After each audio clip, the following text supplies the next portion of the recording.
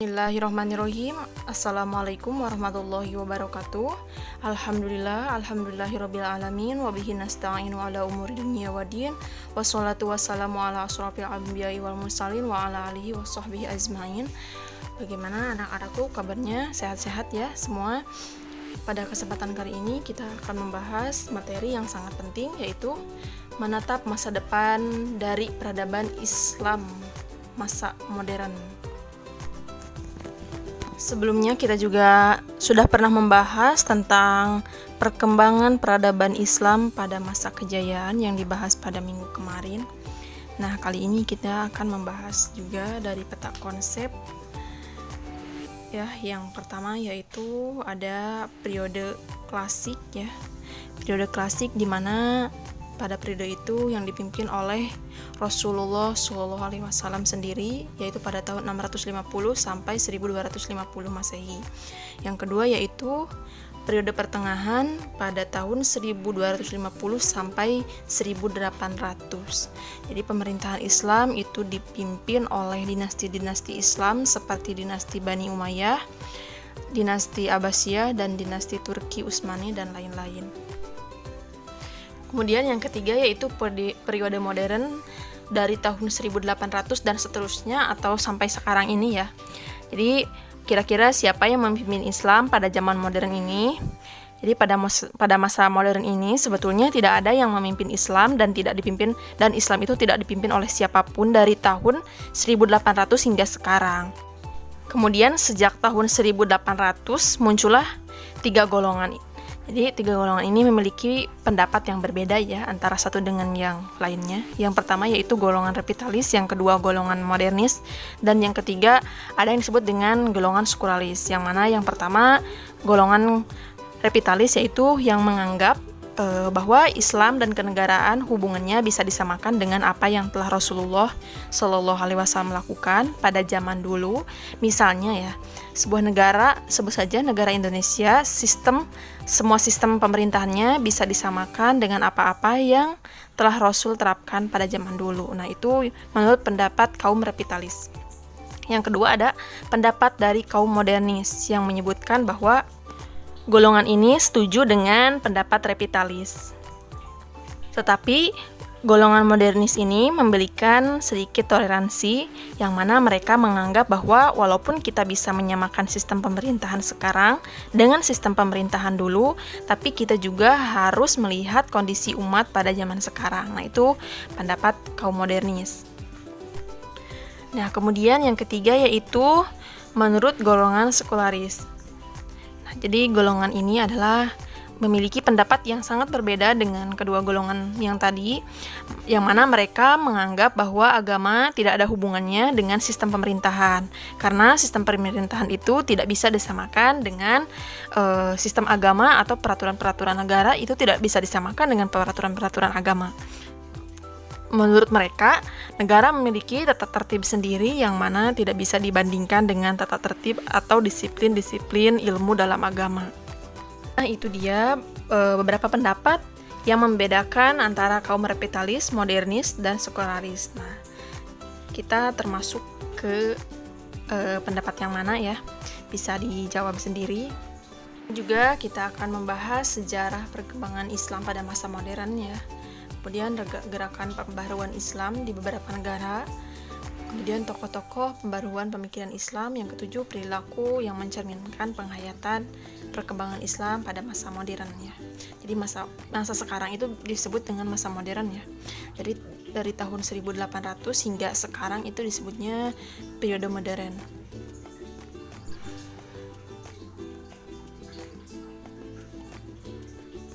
Perkembangan sejarah peradaban Islam. Periode klasik yaitu terjadi pada tahun 650 sampai 1250. Tadi sudah kita bahas ya, bahwa periode ini yang dipimpin oleh Rasulullah SAW sendiri. Periode ini merupakan zaman kemajuan dan dapat dibagi ke dalam dua fase. Yang pertama yaitu fase ekspansi dan fase disintegrasi. Yang mana fase ini di zaman inilah wilayah Islam terbentang luas mulai dari Afrika Utara sampai ke Spanyol di barat, dan mulai dari Persia sampai ke India Timur.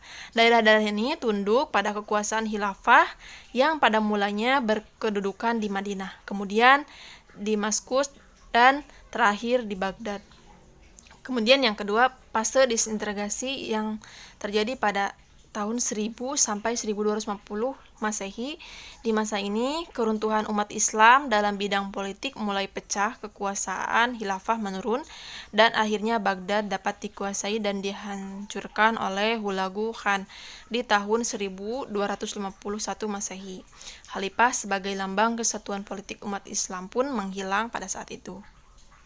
Jadi setelah Rasulullah SAW wafat ya. Nah, kemudian periode pertengahan terjadi pada tahun 1250 sampai 1800 Masehi, yang mana periode ini ada yang disebut atau terbagi ke dalam dua fase, yaitu ada fase kemunduran yang terjadi pada tahun 1250 sampai 1800 Masehi. Beberapa wilayah memisahkan diri dari kekuasaan pusat. Jadi wilayah terbagi ke dalam dua ya, menjadi dua bagian. Ada yang disebut dengan bagian Arab yang terdiri dari atas Arab Saudi, Irak, Suriah, Palestina, Mesir, dan Afrika Utara dengan Mesir sebagai pusat sertanya. Kemudian ada bagian Persia yang terdiri dari Balkan, Asia Kecil, dan Asia Tengah dengan Irak sebagai pusatnya. Jadi pada fase kemunduran ini suatu wilayah memisahkan diri dan terbagi ke dalam dua bagian ya. Kemudian fase yang ketiga yaitu fase tiga kerajaan besar yang terjadi pada tahun 1500 sampai 1800 Masehi, yang dimulai dengan zaman kemajuan yang terjadi pada tahun 1500 sampai 1700 Masehi, dan zaman kemunduran yang terjadi pada tahun 1700 dan 1800 Masehi. Yang mana tiga kerajaan yang dimaksud adalah kerajaan Utsmani Turki, kerajaan Safawi dan di Persia, dan kerajaan Mughal di India. Kemudian pada saat itu Napoleon menduduki Mesir atau pusat Islam terpenting pada tahun 1798. Jadi seperti tadi Ibu sudah bahas bahwa periode pertengahan ini pemerintahan Islam dipimpin oleh dinasti-dinasti ya. Periode modern yaitu pada tahun 1800 dan seterusnya. Periode ini merupakan zaman kebangkitan umat Islam. Yang pertama, jatuhnya Mesir ke tangan Barat menginsafkan dunia akan kelemahannya dan menyadarkan umat Islam bahwa di Barat telah timbul peradaban baru yang tinggi dan merupakan ancaman bagi Islam. Yang kedua, raja-raja dan pemuka Islam mulai memikirkan kembali bagaimana meningkatkan mutu dan kekuatan umat Islam. Yang ketiga, timbulnya ide pembaruan dalam Islam, terutama dalam bidang pengetahuan dan teknologi. Nah, jadi periode modern ini terjadi pada tahun 1800 Masehi hingga saat ini ya. Jadi, kita saat ini sedang hidup pada periode modern ya. Gerakan pembaharuan Islam. Yang pertama, pada akhir abad ke-18 sampai awal abad ke-20, beberapa negara yang penduduknya mayoritas beragama Islam berada dalam keadaan terpuruk karena dijajah oleh negara-negara yang barat. Kondisi umat Islam dalam keadaan mundur, terutama dalam bidang ilmu pengetahuan, kebudayaan, dan politik. Oleh karena itu, ide dan gerakan pembaruan yang muncul pun dilakukan mengacu pada hal-hal tersebut. Yang kedua, pada penggerakannya mulai mengadakan pembaruan kembali pemikiran Islam dengan cara kembali pada Al-Quran dan Sunnah Rasulullah beserta ijtihad. Yang ketiga, Arab Saudi, Mesir, Turki, dan India merupakan 4 negara yang mengadakan pembaharuan tersebut. Di antara tokoh-tokoh pembaharuan Islam. Nah, ini adalah tokoh-tokoh pembaharuan Islam ya. Nah, siapakah tokoh-tokoh pembaharuan tersebut? Yang pertama, Jamaluddin Al-Afghani, yaitu pada tahun 1838 sampai 1897 Masehi. Di antara pemikirannya yaitu yang pertama, pan-islamisme atau solidaritas Islam. Yang kedua, kesadaran bahwa dunia Islam sudah menjauh dari ajaran Islam, itu yang membuat umat Islam lemah. Kemudian yang ketiga, masyarakat Islam harus berani bebas dari kepentingan penjajah. Yang keempat, Masyarakat Islam harus cerdas, dunia Islam harus bisa memunculkan umatnya yang terpelajar. Yang kelima, kemunduran umat Islam bukan karena ajaran Islam, melainkan kesalahan umat dalam memahami ajaran qada dan qadar. Nah, itu menurut pemikiran Jamaluddin Al-Afghani. Itu juga sebagai tugas kita sebagai umat muslim untuk membangkitkan kejayaan Islam kembali. Menurut pendapat Muhammad Abduh, di antara pemikirannya adalah yang pertama, kemunduran umat Islam bukan karena ajaran Islam, tapi karena sikap jumud di umat Islam atau statis tidak mau menerima perubahan atau sudah merasa puas dengan keadaan sekarang. Kemudian yang kedua, penting membuka pintu ijtihad sebagai sarana untuk menghubungkan hal baru dengan ilmu-ilmu Islam. Yang ketiga, menyuarakan panggilan sains dan penanaman semangat ilmiah barat. Yang keempat, Islam mesti sesuai dengan ilmu pengetahuan modern dan yang modern mesti sesuai dengan Islam. Yang kelima, masuknya bid'ah ke dalam tubuh umat Islam membawa umat lepas dari ajaran Islam yang sebenarnya. Maka umat harus kembali ke ajaran asli, yaitu Al-Quran dan Sunnah yang disesuaikan dengan keadaan modern sekarang atau dengan proses ijtihad ya.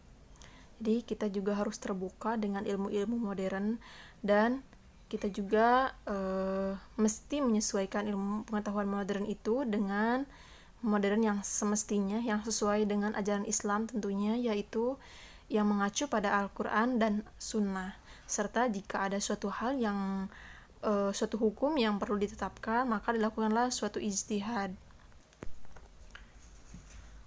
Menurut Rashid Ridha, seorang intelektual muslim dari Suriah yang mengembangkan gagasan modernisme Islam yang awalnya digagas oleh Jamaluddin Al-Afghani dan Muhammad Abduh. Jadi, Rashid Ridha ini adalah seorang intelektual muslim yang mengembangkan gagasan modernis yang tadi sudah Ibu jelaskan pada slide sebelumnya, yaitu mereka yang memberikan sedikit toleransi, yang menganggap bahwa walaupun kita bisa menyamakan sistem pemerintahan dengan sistem pemerintahan dahulu yang sekarang, tetapi kita harus melihat kondisi umat pada zaman sekarang. Jadi beliau menyebutkan bahwa Islam itu harus atau pemikiran Islam itu harus modern, harus sesuai dengan perkembangan zaman atau mengikuti zaman. Kemudian Muhammad Iqbal, di antara pemikirannya, yang pertama, kemunduran umat Islam selama ini disebabkan kebekuan dalam pemikiran. Oleh karena itu, ia mengkritik keras sikap fatalisme, yaitu jabar dan taklid buta. Yang kedua, ia mengkritik pemikiran sufi yang ekstrim, khususnya berkenaan dengan konsep juhud atau perhatian pada akhirat sehingga mengabaikan kepentingan dunia. Yang kedua, yang selanjutnya yaitu sehingga masyarakat yang aktif dinamis berubah menjadi pasif dinamis. Jadi beliau menerangkan bahwa kepentingan dunia dan akhirat itu harus seimbang ya. Jadi tidak hanya harus fokus pada kepentingan akhirat, tapi umat muslim juga dituntut untuk memikirkan kepentingan dunia. Yang ketiga, jika umat Islam ingin maju, maka harus menghidupkan kembali tradisi keilmuan dengan membuka pintu ijtihad. Jadi umat Islam harus terbuka akan ilmu pengetahuan. Yang keempat, Barat tidak harus dijadikan model karena dipengaruhi materialisme. Yang harus diambil dari Barat adalah ilmu pengetahuannya ya. Jadi bukan kebiasaannya, tapi ilmu pengetahuannya. Sikap dan perilaku yang mencerminkan penghayatan perkembangan Islam. Nah, ini adalah sikap-sikap yang harus kita contoh saat ini. Yang pertama, mempertahankan kebiasaan lama yang baik sekaligus mengambil sesuatu yang baru yang lebih baik. Yang kedua, mempunyai motivasi untuk mempelajari Islam dari sumbernya asli, yaitu dari Al-Quran dan Hadis. Yang ketiga, meneruskan perjuangan yang telah dirintis oleh para ulama terdahulu yang terkenal dengan ulama salaf. Yang keempat, menjauhkan diri dari segala sesuatu yang bertentangan dengan Al-Quran dan Hadis. Yang kelima, ilmu pengetahuan atau ilmu pengetahuan merupakan sesuatu yang sangat berharga dalam kehidupan kita untuk bersosial.